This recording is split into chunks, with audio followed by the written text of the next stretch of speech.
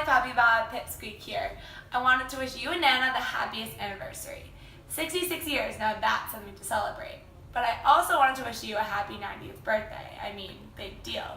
But that means 90 years of wearing the same salmon cardigan slung over your shoulder, 90 years of wondering what the O in O. Robert Kaufman stands for, and 90 years of shenanigans that the writers of Larry David should really pick up. And for your 90th birthday, I, your number one grandchild, will prove why I am worthy of the title.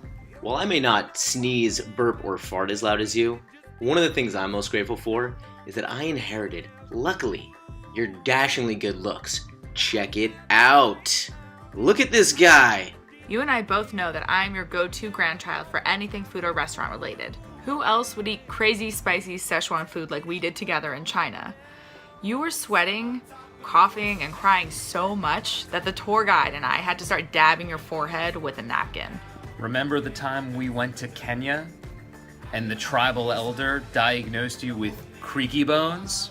I survived you driving backwards on a highway in London, and I convinced Nana to get a henna tattoo in Barcelona. And I'm your Coco Chanel.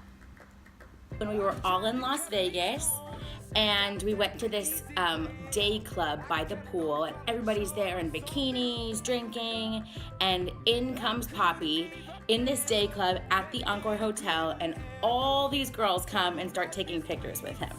Do you remember when you stayed at my house for 2 summers in a row? I mean, we were practically roommates, but what I remember was that every night we would sit at the dinner table and have really intense debates. I mean, so intense to the point where everyone else would leave and not want to eat with us. Not only am I the only one in this rat race who's so far ahead that I can't even see the other rats, Alex, but also that could mean, and I'm not saying this, that I'm not that far away from being the first to bear your first grandchild. In addition to having your first grand dog. The choice is yours, Poppy Bob. No pressure, but I think I know where you stand. Hey, wait a minute. Don't leave me out of this. I'm the proud owner of the only grandchild who does not talk back to you, Bob. And that should count for something. Being your son has made every Thanksgiving filled with great company, beautiful buffets, and heavy food comas.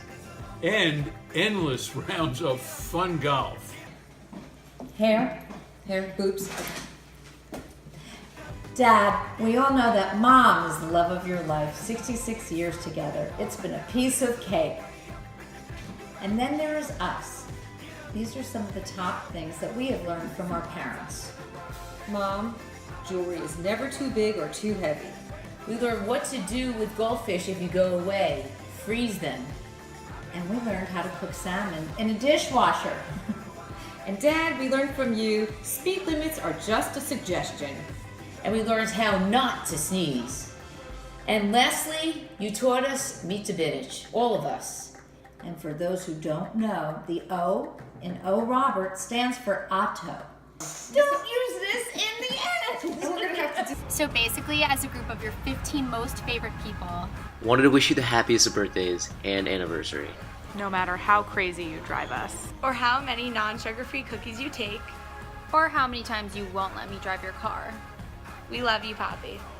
From Emory to Africa. To Indiana, to Australia. To Penn State, to South Africa. To Boston University, to China.